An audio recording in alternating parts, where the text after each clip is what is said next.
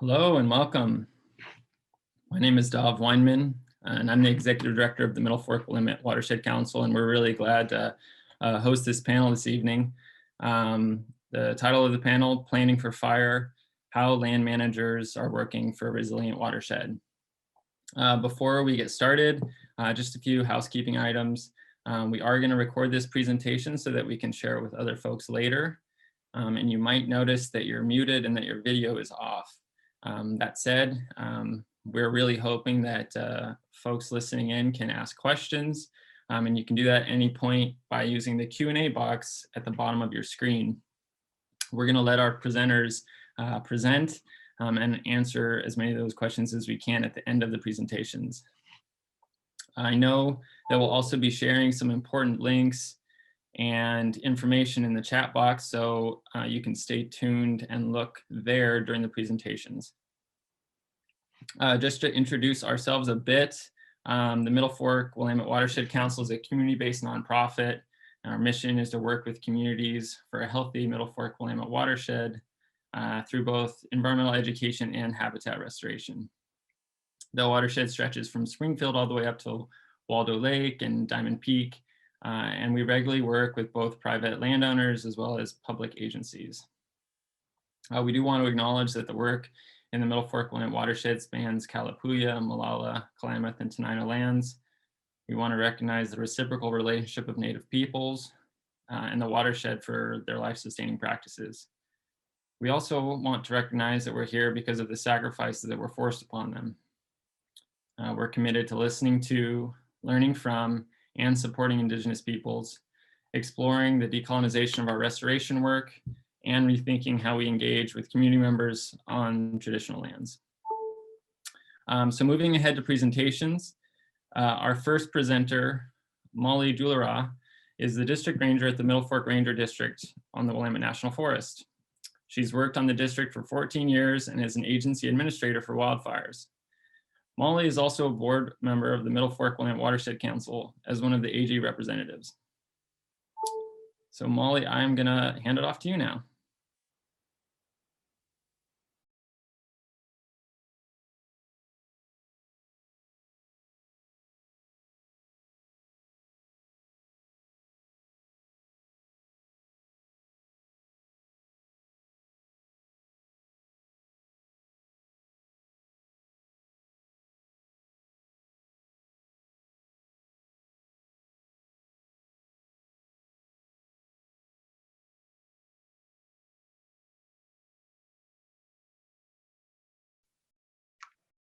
Hi, everybody. My name is Molly Juillerat. Excited that you're all here this evening, and hope you can all see my screen and that I'm now on unmute.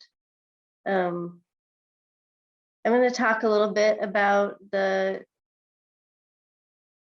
Forest Service and how the Middle Fork Ranger District specifically is preparing for wildfire. For those of you who may not be from the area, or just for some context, the Middle Fork Ranger District is down here in the southern part of the Willamette National Forest in the Middle Fork watershed. I suspect the reason that many of you are here is a result of the 2020 fire season. It was one of the worst wildfire seasons that we had in Western Oregon and definitely on the Willamette in a very long time. And we all know these fires impacted our communities, our employees at the Forest Service and other places, and our loved ones. The Middle Fork District and the watershed were largely spared these large fires, but I think it's made us all aware of the possibility of this kind of event happening here. And it's really hard to see communities and many of our favorite places burned. I do want to recognize that we have experienced large fires in our watershed in the past, and also recognize that fire is part of the landscape and ecosystem here. The Forest Service has a long history of managing wildfires. Our practices and efforts have evolved as many things have changed: technology, fire behavior, science, and tactics.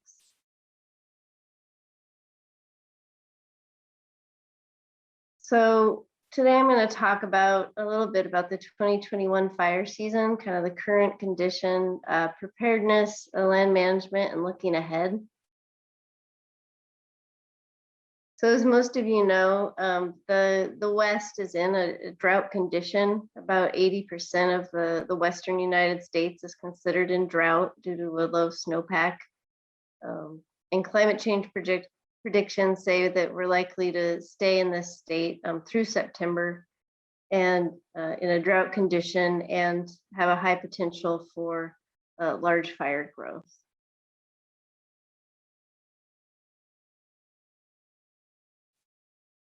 For federal land agencies, we always have National Fire Year themes.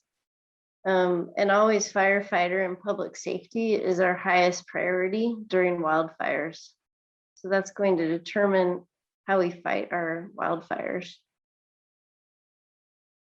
I want all of you to know that the public plays a really big role in preventing wildfires, and we're asking everyone to please recreate responsibly.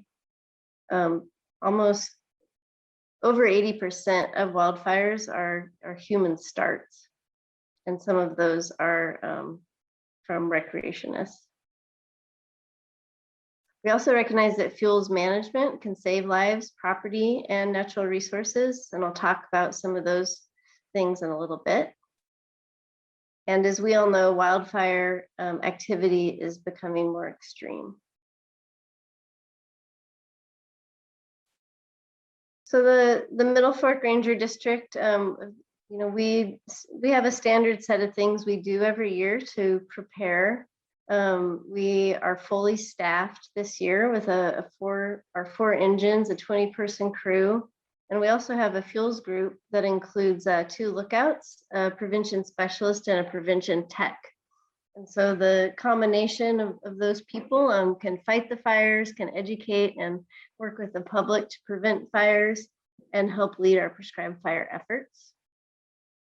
We work really closely with the Oregon Department of Forestry, the Bureau of Land Management, and local fire departments by setting up agreements ahead of time so that if there's a fire on any of our lands, all of us are able, whoever is closest can respond. So if you have a fire on Forest Service land, but a state truck is closer, they can go ahead and respond and start managing that fire.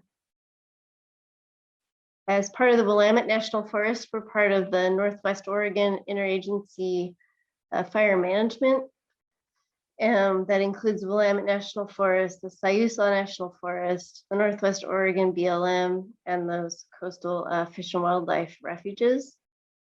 And what this does is we plan and staff accordingly across that geographic area and can lean on each other for support.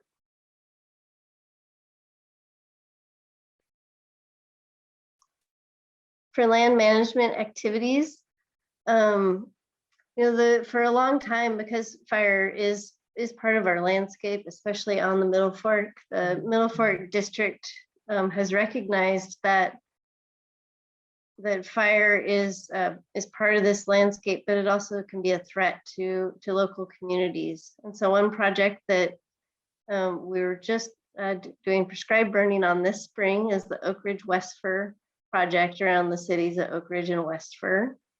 You can see a map there of areas that we did treatments, and we also did some around the airport road. And as we plan our large landscape projects, we use fuel treatments in those projects as we go. We also do some targeted work around areas. Our future planning areas are likely to continue that's in that same vein. So working around our communities and on our landscape to increase defensible space close to communities and to create more resilient landscapes while we incorporate current and traditional prescribed fire and fuels practices. Some of those practices are mechanical treatments. So this is a mechanical treatment near Oak Ridge. And some of those are followed up with prescribed burning. This is prescribed burning up on the North Fork earlier this year. we couldn't do everything we do. And I think one way that the agency has really changed, and something that we've really experienced on the Willamette and the Middle Fork, is working really closely with our partners. So these are just some of the partners that we've been working with. Historically, we've worked closely with other federal agencies and the state agencies to fight fires. We've worked closely with the Grand Ronde tribe and look forward to working closely with the tribes as we learn more traditional burning practices. One of the newest things that came out in the last year was a smoke management group up in the Oak Ridge area. And it was full of multi-agency, private and nonprofit groups, really to create more opportunities for the use of prescribed fire, preserve public health protection, including vulnerable populations, and encourage timely and comprehensive communication. So a few things that have come out of that are ways for us as an agency to have an interactive map to communicate where we're doing our prescribed burning. We have a communication plan so we can talk about prescribed burning and get that information out to folks. And then this has also helped our partners leverage to get things like air filters and provide education for schools. So that's just one of the many ways that our partnerships can really help us do more. How can you help? We have a saying on the Willamette that everybody is a field ranger. And so I'd ask you, as you are out on the forest and out on any of the lands in the watershed, there's some ways you can help this summer and spread the word. The first one you're already doing by attending tonight. Educate yourself about fire on our landscape. Make sure your campfire is out and only have campfires in designated areas. Check before you leave to go camping. You might not have cell service when you get up into the forest. Where are you allowed to have a campfire? And then something that maybe folks don't think about, don't park in tall grass that could ignite. I believe the next speaker is going to talk about ways to Firewise your home and around your community. And that's something that everybody can do to create some more defensible space. So I look forward to your questions when the panelists are done, and I'll pass it off to Dov.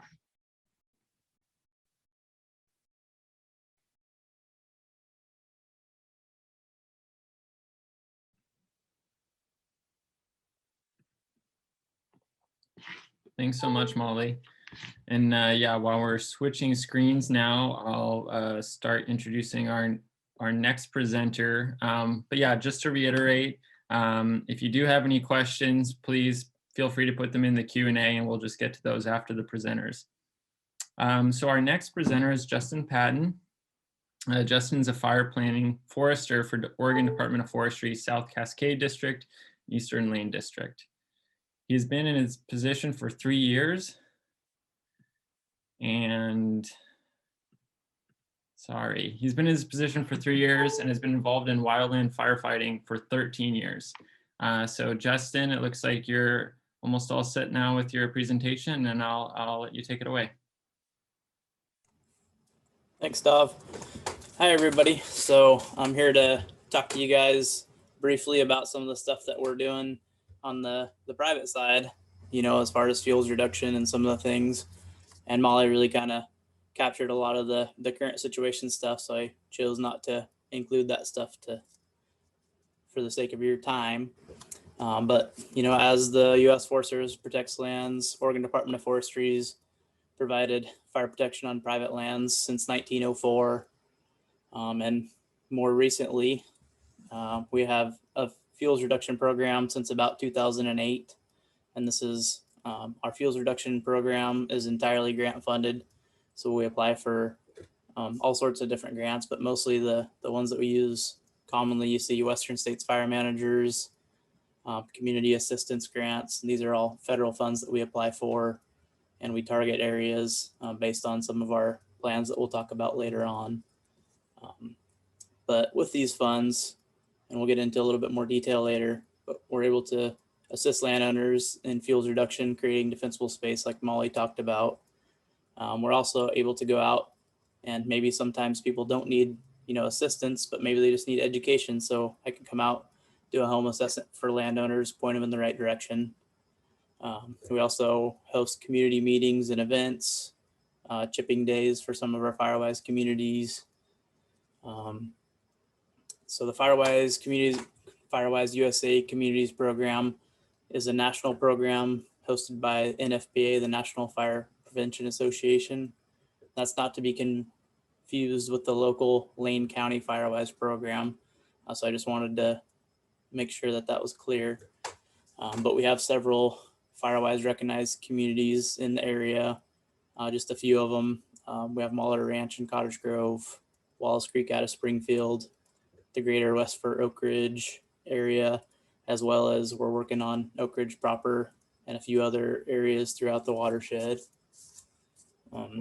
We also have the G&A program, Good Neighbor Authority, which is an agreement that we have with the U.S. Forest Service to help them increase the pace and scale of the restoration work that Molly talked about on the federal lands adjacent to our area.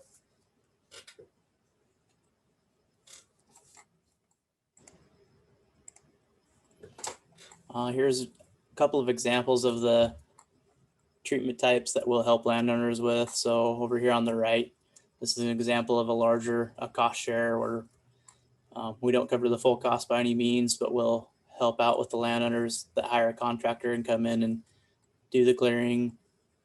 In the middle, this would be we have a small 5-person fuel reduction crew that comes out. We'll help create access along driveways, defensible space around homes, and then come in with a chipper to remove the materials.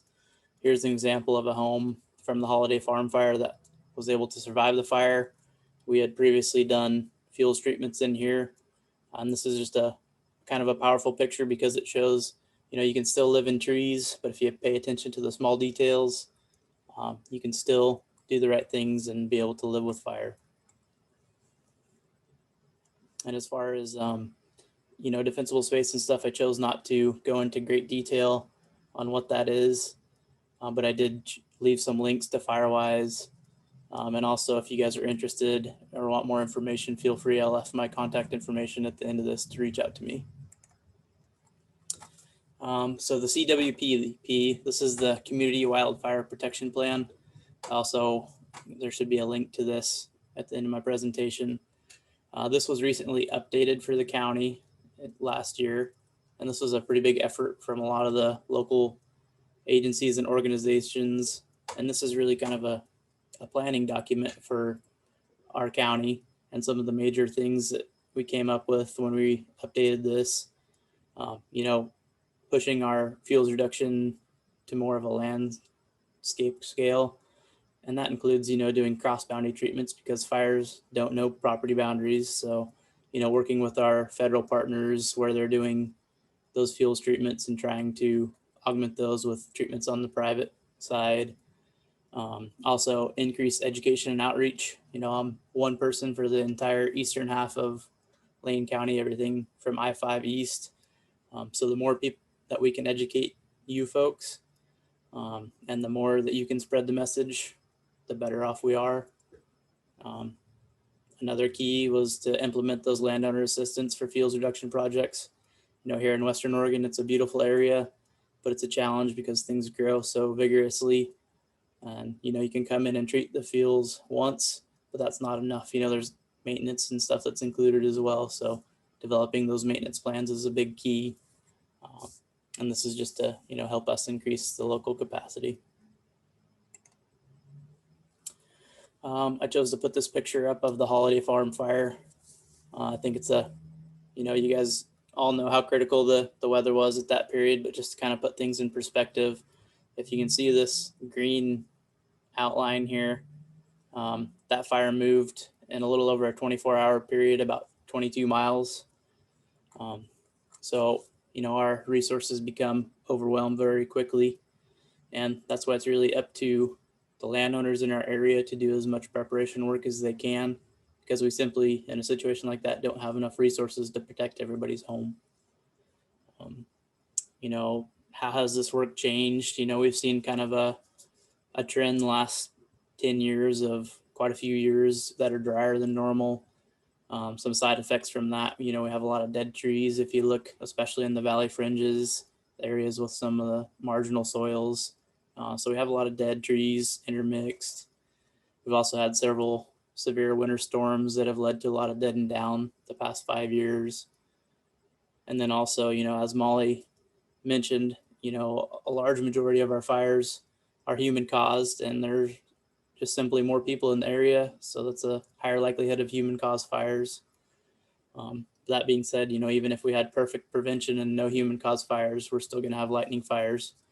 So it's important to do this preparation and work towards our prevention activities.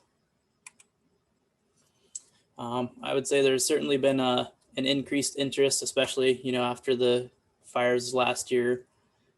More landowners are willing to complete some of these cost share projects. There's areas that have had some trouble getting people to sign up, you know, because they have to put up some money up front and bear part of the project cost. And I've seen a little bit more willingness for people to participate in those projects. And I've also seen an increased interest in the willingness to participate in the Firewise USA communities.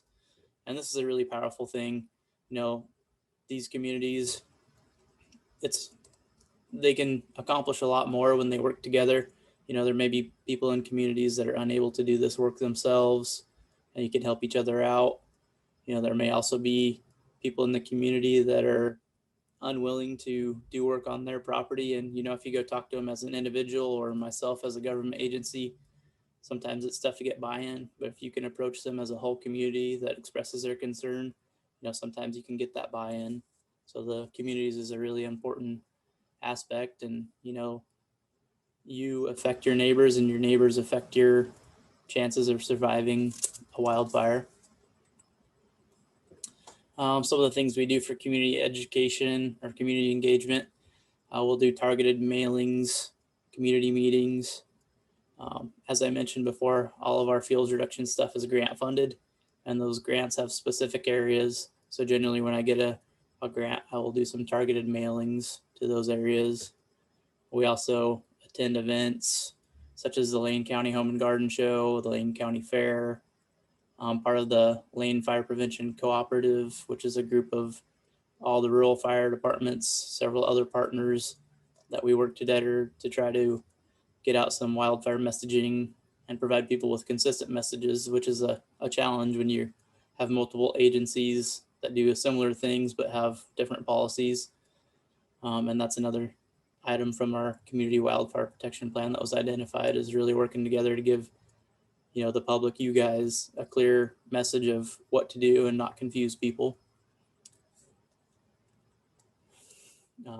You know, as Molly mentioned, all the partners, you know, what we do wouldn't be possible with all of them. And these certainly aren't all the partners that we work with. These are just a few, but they're really what make us successful. And I think that's all I have for now. I said, try to keep it pretty brief. But if you guys have questions, please feel free to reach out to me and I will do my best to help you with answers. I'll go ahead and turn it over to Dov.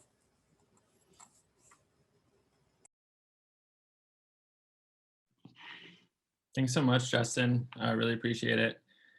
All right, as our next presenters get ready, I'll introduce them. The next presentation is from our partners at Willamalane Park and Recreation District.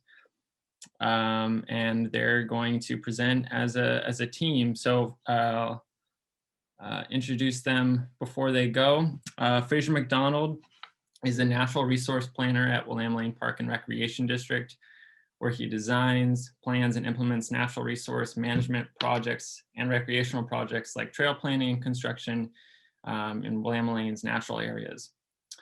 Prior to working for Willamalane, he worked for Lane County Parks, Lane Council of Governments, and Lane Community College, and also has a master's degree in community and regional planning from the University of Oregon, as well as a Bachelor of Science in Natural Resource Management from the University of Nebraska-Lincoln.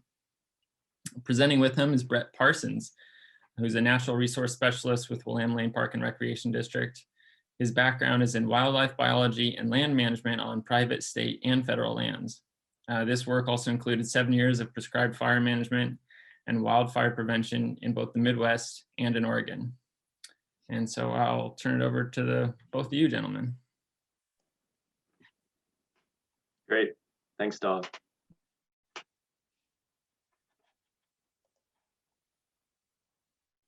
Yeah, well, thanks everyone for attending this presentation, and really great to follow up Molly and Justin and kind of talk about what a partner is doing at a kind of a municipal or district, or for this, our Park and Rec District level, kind of funnel down what we're talking about here today. So a little bit about what I do for Willamalane. As a natural resource specialist, my job is to implement natural resource management, protection, and restoration projects throughout the Willamalane Parks and Recreation District, and try to give you a little bit of insight on some of the steps we're taking to prepare for fire and reduce fuels in our parks and natural areas. So this next slide kind of shows a district map of Willamalane Parks and Rec District, and in green are the parks and open spaces that Willamalane manages. So you can see kind of the footprint of the city of Springfield urban area, and Willamalane Parks and Rec District, provides access to parks, paths, trails, pools, and facilities, as well as programs for both in district and those outside of Springfield. And so we have 46 parks and about 1,500 acres of natural area, including several parks that fall into the Middle Fork Willamette, the main stem Willamette, and the McKenzie River watersheds. And I think just interesting to look at this map and what we're talking about, how you can see several of our natural area parks are that interface between the wildland and the urban. And we definitely consider that as we try to manage these properties.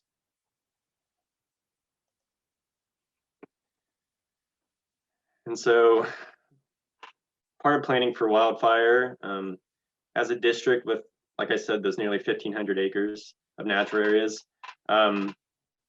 planning for fire has become crucial. Seasonal management for reducing fuels has become a focus of our work. This work includes removing woody vegetation and non-native plants. So in this picture, it's a small pile of Scotch broom that's been pulled and hand cut by volunteers and staff. And we also do that for, Himalayan blackberry and several other species that can really change how our prairies and woodlands function.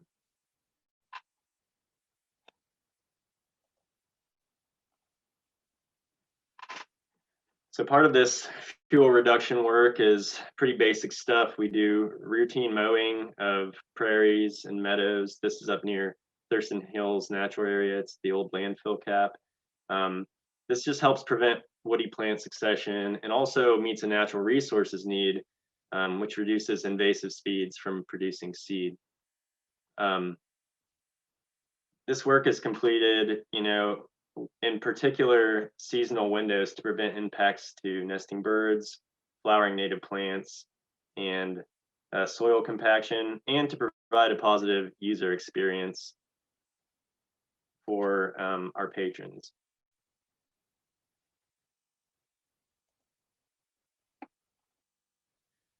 So this picture just kind of represents a site that maybe hasn't been managed or mowed in a few years. And what I want you to see here is just how thick the understory of this prairie and kind of savanna is with blackberry, especially in the distance. It's just an almost impenetrable and monoculture wall of blackberry. And so the next couple pictures will show what multiple years of mowing will do. So you can see in the first year of mowing, a lot of blackberry canes, a little bit of grass in there, but almost a monoculture. That blackberry, when a fire in a really dry part of the year, if a fire gets going, it can burn a lot more intensely than maybe just a grass prairie, and it can also help carry those fires up into, once it reaches a woodland area, up into the canopies of those, whereas a grass fire might burn out before it gets to that level and intensity. And this next picture shows a second year of mowing, again seasonally, and you can see there's a lot less blackberry underneath, and we're also seeing some response from grasses and native forbs coming up with just having some release from that blackberry encroachment. So this is one example of work we do in these areas. It also helps provide access to the sites. It's a lot easier to get around when there's not the impenetrable walls of blackberry everywhere. So improving access is important. This next picture just shows kind of an oak woodland site that some of the non-native tree species, as well as overgrown woodland timber and the understory, gets pushed back every year or two to help open up the understory. Again, to help with our habitat needs and also for fuel reduction. If something were to get started in this area, it would hopefully be easier to manage. It's an example of kind of our urban interface, where some of our properties are very close to housing developments, and so our crews will go out and knock down some of these patches of non-native species or grass and woody plants before fire season gets to its peak, so it won't be as big of a threat. Many of these areas are in pretty tough terrain and go right up to people's back doors, and so a lot of hand crew work. And this is just another example of along our paths and road corridors where there's a lot of public access. People might be making bad decisions, flicking cigarettes or shooting fireworks or doing all kinds of things on these path corridors. There's fuel that runs right up to people's fence lines and homes. And so trying to maintain these areas and use our resources to knock down this vegetation, hopefully a couple times a year, so we're not spending too much time and money on it, but before it becomes peak fire season and an issue. And then this slide just represents another thing we deal with a lot on the natural resource side in our parks. This is our staff provide routine patrols of our natural areas, try to prevent use that may increase risk of unplanned fire. So in this photo is a camp represented. Often these camps can have cooking sources or fire pits, other things going on. So just checking on these areas and making sure activities that are happening that won't cause an unplanned fire in peak fire season is something we do throughout our district and natural areas also. And I think that's my last slide, so I'll be passing it on to Fraser MacDonald.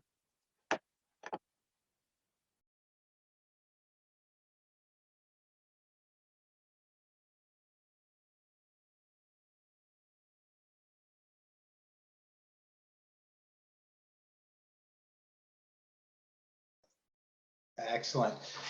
Thank you so much, Brett. Really appreciate your discussion. I'm going to talk a little bit about what we're doing to try and address fuel reduction treatments at Thurston Hills specifically. The projects I'm going to talk about are a little bit larger in scale and tend to involve a few more steps to plan and implement. The majority of this work, as others have said, both Molly and Justin, really involve collaboration. And we certainly couldn't do the work that we're trying to do without generous support from the Bureau of Land Management through their Community Assistance Fire Program. We've received grant funding from them, and it's enabled us to do significant amounts of work across the district. We also collaborate routinely with the Oregon Department of Forestry, as well as the Middle Fork Willamette Watershed Council to implement projects in our area. Our typical project planning involves working with a fuel specialist like Justin or somebody else at ODF or at BLM to assess what the conditions are on the ground and try and identify the appropriate treatment and timing to address that risk. We also try and do that without creating additional impacts to our site. As Brett said, we want to try and avoid spreading invasive plant seed across our sites. We want to avoid impacts to nesting birds by mowing out blackberry thickets during nesting bird season. We want to try and avoid compacting our soils, so we try and wait and do the work once our native plants have fully senesced for the season and our soils are nice and dry. And those are the kinds of things that we use to really plan our larger scale projects. Our next steps are really to work with the Watershed Council and our own internal communication staff to try and get messaging out to the community about these projects. And so these are just a couple of examples here of postcards that we've mailed out to neighbors surrounding Thurston Hills Natural Area, as well as posts that we've had on our website and on social media that talk about the project work that we're doing and work that folks surrounding our properties can also do on their own properties to reduce the risk. And so this is kind of our first step. Another reason that we try and really get ahead on our communications efforts is that oftentimes these larger scale projects really can be significant and result in fairly visible visual changes to our sites. And we also certainly have to close trails and try and manage the public and keep them out of areas for public safety. So we use these outreach tools to really just get the messages out about the work we're doing, where it's safe to be, and any impacts to the public and our patrons from these projects. So I'm gonna just spend a little bit of time sharing some examples of some projects that we've done at Thurston Hills. The first project that we implemented was done on both sides of the property. Thurston Hills kind of splits two watersheds. About a third of it is in the Mackenzie watershed and about 2/3 of it is in the Middle Fork of the Willamette watershed. So it's got kind of both sides of the property there, a north facing slope and then a large area that's pretty southwest facing.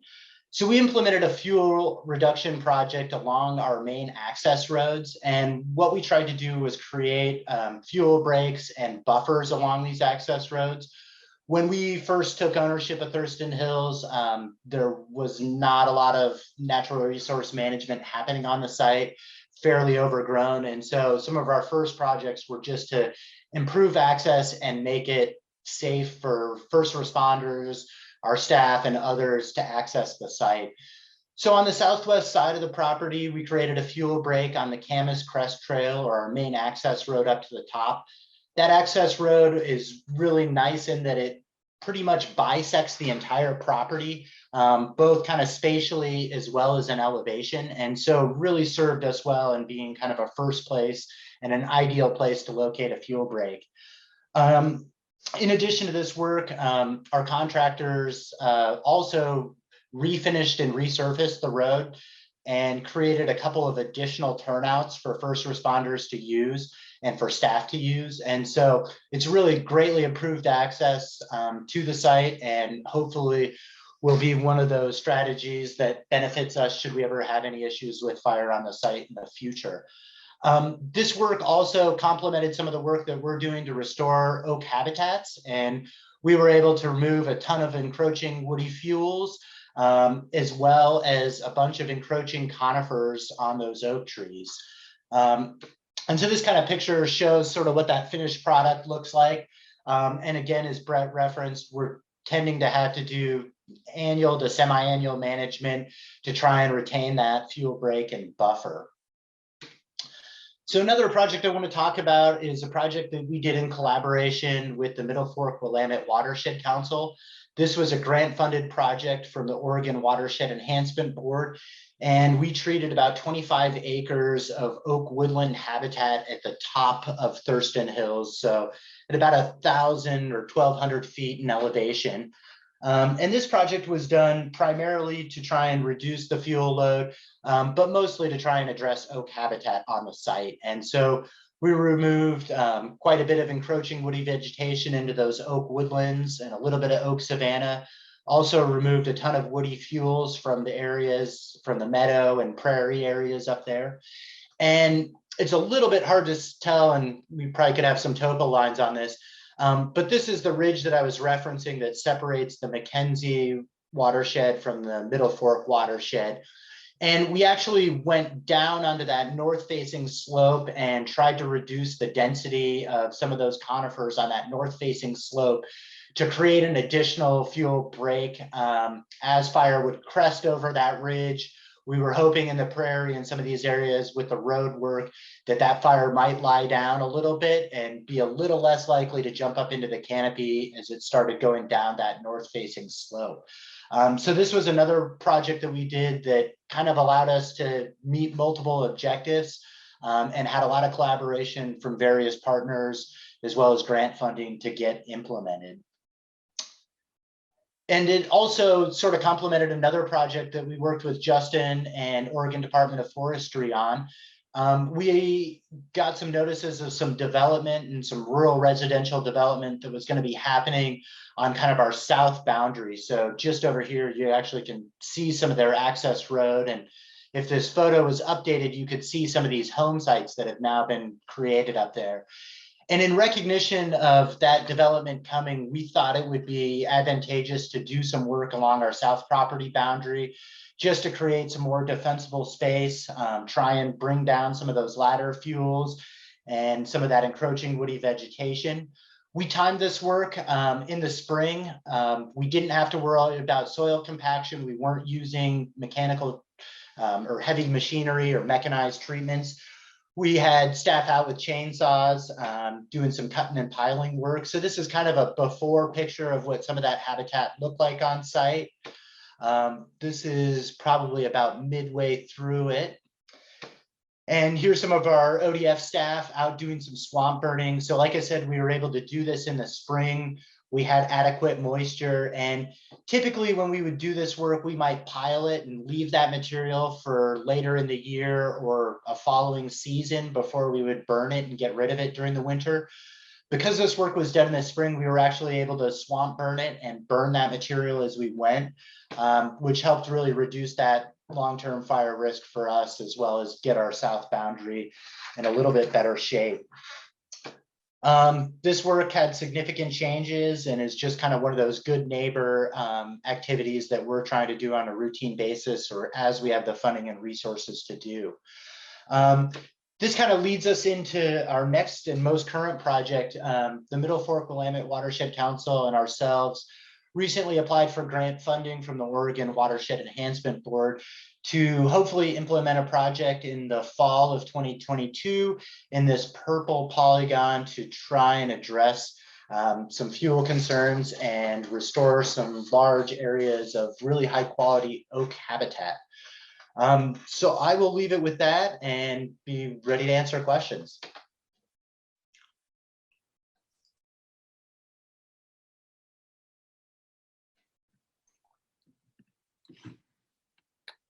So why don't we have our panelists pop back on here as we field some of these questions. There's one in the Q&A that I think it makes sense to start with. It says, in reference to the Willamalane treatment of invasive blackberry, I wonder what is being done and what is the fire threat from the spread of Scotch broom along the sunny edges of forests and open lands and roads. I think that was most directly in reference to Brett's presentation, but yeah, Brett and Fraser, thoughts on that question? Yeah, I can start and let Fraser tag along. It's a great question. You know, a lot of these properties we're working on, before we owned them, they might not have been, as Fraser mentioned, having a lot of natural resources considerations done on them. And so we're seeing a lot of impacts of years of growth of non-native plants. And so we feel like we're fighting, kind of trying to catch up with that on a lot of these. Definitely have Scotch broom in several of our sites, and we are focusing on those areas.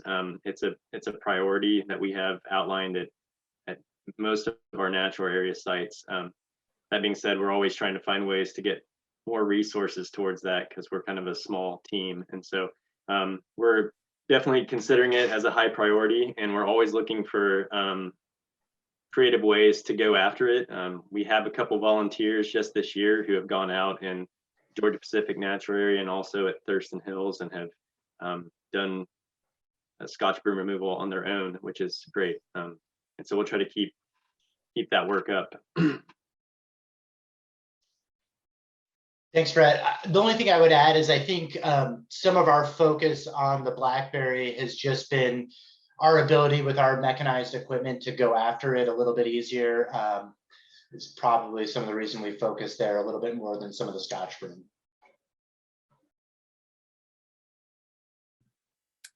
Thanks. And this next one is really open to all of our presenters. We know a lot of our restoration projects have often more than one goal.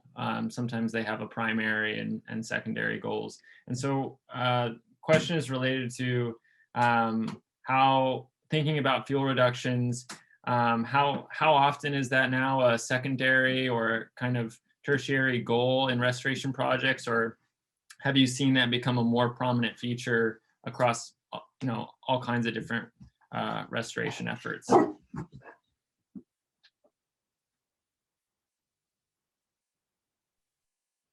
I can go ahead and start that off. I think that we've for a long time combined kind of our restoration and fuels efforts together. When we talk about resilient landscapes, I think a few people mentioned kind of our oak woodlands. We have those scattered throughout the Willamette Valley and the watershed, and that's a really great way to combine some of those restoration goals with also doing some treatments often close to communities and homes.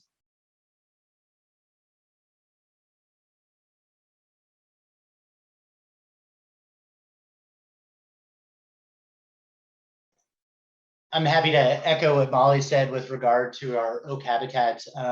For the most part, I would say a lot of the work that Willamalane is doing related to oak habitat and from priorities from the state really has to do with that successional change that we've seen with fire exclusion.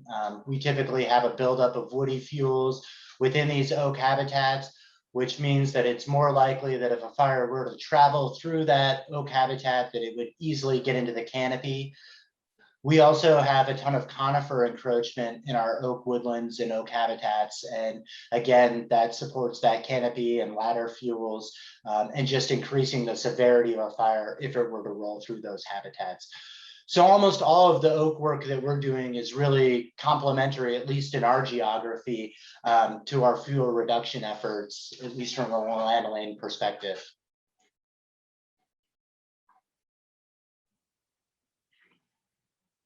Thanks, Molly. Thanks, Fraser. There's another question here. I think it's a good one. What is being done on private timberland to reduce fuels?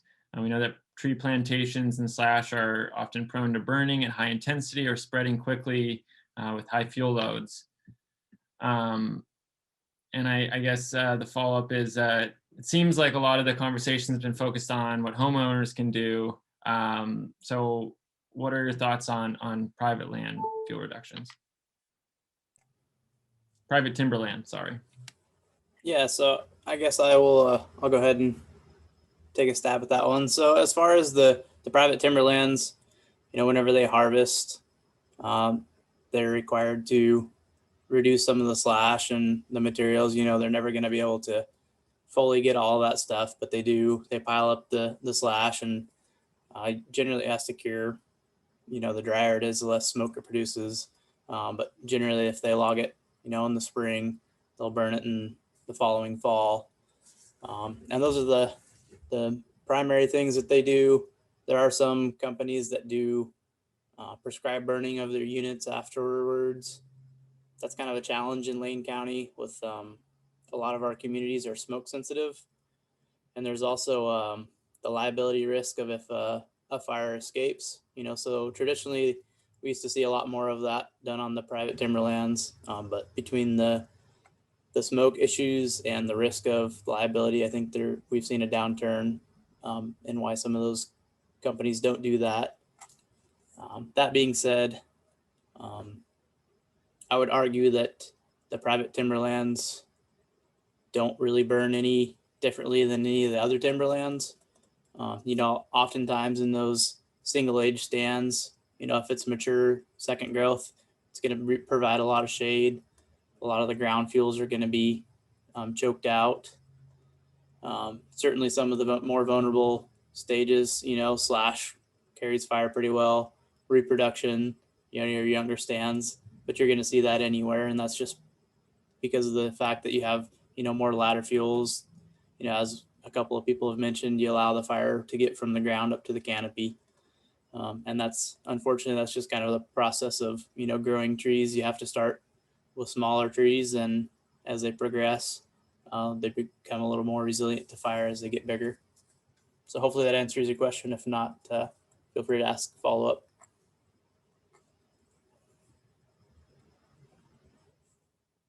And we have another question that just came in on the chat box. Justin, this may be directed at you, but you may all have insight into it. So a homeowner who has a large meadow that they don't have the equipment to mow themselves, the grass is tall, about 4 feet tall, and is it grown? Is it any safer having it mowed, or do they need to get the cut grass removed? Yeah, so it's ideal if you can have it removed, but it's better to have it mowed than it is standing. The main reason for that, the taller the fuels, the higher the flame lengths you're going to have, and the more intensely that it's going to burn. If it's a clean meadow, the grass itself, I think it was Brett that mentioned, clean grass is less prone to spotting. That's not to say it won't burn quickly and intensely, but it is much easier if you remove those invasive species like the blackberries and stuff to control a fire burning like that. So I would say it will help to mow it, but I would be cautious. We're way ahead of schedule for our normal conditions around here. So make sure if you do mow it and it's 4 feet tall cured grass, you're going to really want to time that properly. And early mornings, late evenings when the humidities are up, that's really when those fine fuels, so grasses and what we call 1 hour fuels, they change rapidly. If you have condensation in the morning, those fuels are largely not available to burn. But if you get a few hours of sunlight on them, then they become readily available to burn, and they change rapidly. Our regulated use closures, they restrict when people can mow and use other power equipment, and that's largely because of those fine fuels. So currently we're in high fire danger in our protection area. So that restricts the mowing from 10 a.m. to 8 p.m. And that, like I said, that's largely just because that's the time when those humidities are down. But at any point, you should use caution. Justin, you might want to stay unmuted here for a second. Our next question, are there incentives or benefits that come from the private sector, such as insurance companies? Largely not that I've heard of. And I would expect in the future that you may see some more of this, the more, and maybe it won't even be incentives, but maybe more penalties from the insurance companies from people that don't do this type of work. I have heard, I believe it's USAA may do some incentives, but that's really the only company. And that being said, I do have to give some props locally to State Farm. They actually gave us some grant funds to purchase a new chipper to help out with our local fuels reduction crew. So they are aware and they're conscious, but as far as like a break from the insurance, there's nothing yet that I know of.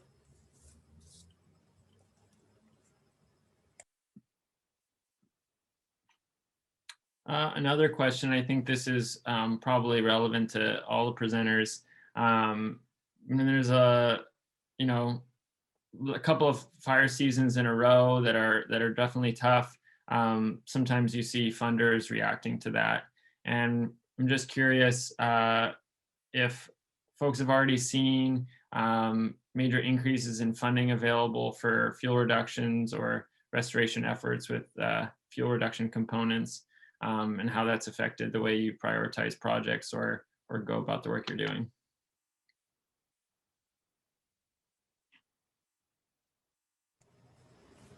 I guess I can start us off. I would say, at least for Oregon Department of Forestry being a government agency, unfortunately, we're not real fast to react. You know, there certainly are some legislative bills and stuff that are in the works that probably will bring some of this funding. And we did get a little bit of emergency board funding from the legislature this year. But really with such a quick turnaround, you know, we were able to come up with some projects, but not a large scale thing. I do anticipate, you know, given the past several fire seasons, we will see some of that funding, and how exactly that looks, I can't tell you right now, but I think that stuff will start coming out here pretty soon. Yeah, and from the Forest Service side, it also takes us a little while. We have seen some funds to respond to the wildfires that we had last year. So to staff up, to do a restoration and just see what happened out on those landscapes. And then there are several things in the work to provide, just as of this week, to provide more funding to hire more firefighters, pay firefighters at least $15 an hour, and extend firefighter seasons. So then I know there are several, you know, we're funded by Congress, and so things need to go through the congressional process, and there are several bills that would give more funding for fuels and fuels reduction projects on federal lands.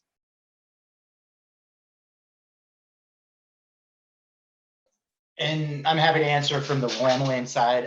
I don't know that we've seen a significant uptick in funding available to us as a district, but it seems like there is more political awareness around it. We've looked at trying to secure some congressional appropriations for fuel reduction funding. And then we've continued to rely on the BLM's community assistance program as kind of our main bread and butter funding source to complete this work. And I'm not sure if that funding went up or down or has stayed relatively the same, but we'll see what it looks like if we're successful in getting it this next time around. Yeah, thanks everyone for taking a stab at that. So outside of funding, we know funding is always an issue. Curious from each of your perspectives, what are some of the main, or what's maybe the main limiting factor that holds you back from creating these resilient landscapes and communities? I'll go first again. In my experiences, there's a few things. You know, all the work that we do for Oregon Department of Forestry is primarily on private lands. So you have to really have that landowner buy-in. And, you know, the holiday farm fire has changed some of those perspectives, but we still get pushback even today from, you know, people choose to live in those rural areas because of the way it looks, and they don't want to mitigate some of those fuels. So there's that. And another thing, you know, I mentioned you can come in and treat the fuels once, but that's not enough. There's the maintenance issue, and it's a huge workload. I mean, you're talking, our area that we protect is just under 1.2 million acres. And maintaining stuff around here, I mean, you heard Brett mention mowing, you know, annually, once or twice, or once every other year. That's a big workload. It's costly, and that's a big hurdle. Those are a couple of the biggest ones that I see locally. And I can go ahead and follow Justin here. Yeah, funding is definitely an issue. I think the other thing we run into is just capacity to plan and implement those things. It takes a lot of planning and analysis and deciding where the best place to go on the landscape is. So some of those processes, as we work through our environmental analysis, definitely impact timelines. I think that having the people to do the work isn't as hard, but I think something that we're getting better at and working with partners with is doing those kind of cross-boundary things too, because we can treat on Forest Service land, or private landowners can treat on private land, but if we're not working together, it might not be in the right place. So I think we're seeing increases with that. Justin mentioned earlier the Good Neighbor Authority program, and that is one way we've been able to increase our scope and scale, and that's an agreement with the Forest Service and the state where we're able to use money to do projects that the state can help us with workforce-wise on federal lands, and then we're also able to use some of that money to do work on our Forest Service lands using other partners and contractors. So there's just a lot of land. The Middle Fork District itself is 750,000 acres, and that's about half of the Willamette National Forest. And so it's just a lot of land to manage and to figure out how we can maintain and keep that resilient.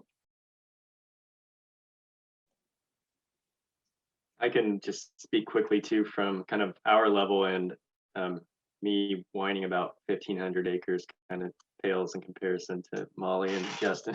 But I think there's, you know, a lot of different aspects to what makes it difficult to make these fire resilient landscapes. But you know, one thing is educating the public about prescribed burning would be a really useful tool for us to get things done efficiently on some of our properties. And it's not the answer for everything, but there's not a lot of capacity in organizations at our level to be able to do that. And two, I think especially, you know, for good reason with fires that have happened this last year or the last few years, it's not a real popular idea to put more fire on the ground, but it could be something that in the future might be a positive way that we could help educate the public on how removing some of these over fueled areas could prevent a bigger, more catastrophic fire in the future, and could also help us meet natural resources, ecological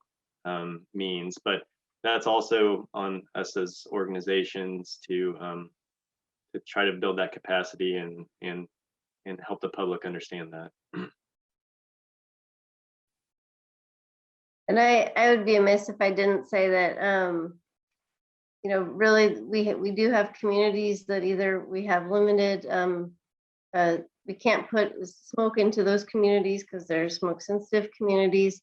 And there's also a social license, right, of the public being willing to have smoke in the air during prescribed fire season. And so, Brett, what you were just talking about with education and the public being willing to have some smoke in the air in those spring and fall times when we're able to do those prescribed fires and stay within our burning prescriptions. That would be very helpful, and it's very important for us to be able to burn during those times. Yeah, thanks everyone. And you're right, Molly, it's a really nuanced issue. Perhaps one last question before we let folks go. You know, thinking about the increasing importance of the wildland-urban interface with how we're thinking about these landscapes, what's one thing that you'd want folks to take away from this talk before they log out of Zoom tonight, with regards to that WUI area and how important it is? Yeah, I'll take the first stab at this one. You know, the first thing that I would urge everybody on this call and all landowners to do is, you know, to focus on their property first and start with the small things. You know, start with immediately around your house and then work your way out. And then if you get your property done, then expand from there. You know, help your neighbors, help your community. But you have to start with the small things and work out from there. And I'd be happy to do assessments for people or to talk to them. That's by far the most overlooked thing, is the area immediately around, you know, your homes, and how important that area is. And, you know, with really oftentimes a small amount of work can have great rewards. And we kind of, you know, we've learned that over some of these past harsh fire seasons. So I'll leave people with that. Yeah, for the Forest Service, I think we have a lot of Forest Service land that is in that urban interface, and kind of what I was referring to before. Understanding that sometimes there might be some disruption from different restoration treatments or fuels treatments, and from prescribed burning, and so there might be some noise, there might be some smoke.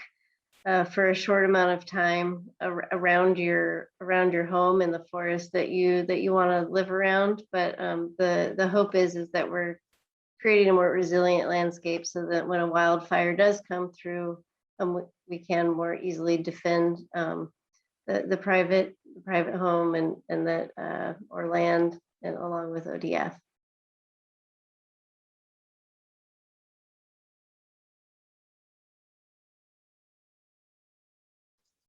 I'm happy to answer from the Willamalane side. I think the biggest thing I could leave folks with today is that as a small park and recreation district in Springfield, Oregon, you're looking at the two gentlemen that are tasked with managing 1,400 acres in this area and trying to do that work. And I think all we can say is that we're trying to build internal capacity within our organization to do this work. We are working diligently to seek funding and additional resources to do this work. And we are collaborating with as many partners in our community, private landowners, as well as federal, state, and local agencies to try and address these issues. And I think just be patient with us and supportive of our efforts, and be understanding when trails are closed or we're trying to do projects. And potentially in the future, if we can scale up and build the capacity to be putting fire onto the ground and prescribed fire, to celebrate that and the ecological benefits as well as the fire reduction benefits that we'll get from that work. And feel free to communicate with us. If you see something in the city that needs addressed, or an area that has an issue, that's a lot of what drains some of the capacity that Brett and I have, is that we're constantly putting out little fires. But that's how we get things done. And so if you see issues or things that need to be addressed, reach out to our organization, let us know, and Brett and I will try and do the best that we can to address those issues. Yeah, I would just second that. The takeaway that I could offer is that I really appreciate the public. If they see something, that they think could be done better or is amiss, to call us or send us an email as a district. It's not bothersome. I really appreciate people who take interest and really want to see change, and we can try to express what we're trying to do around that, or maybe we have fallen behind on something. So yeah, please we count on the community to help us in a lot of ways, and so we always appreciate that feedback.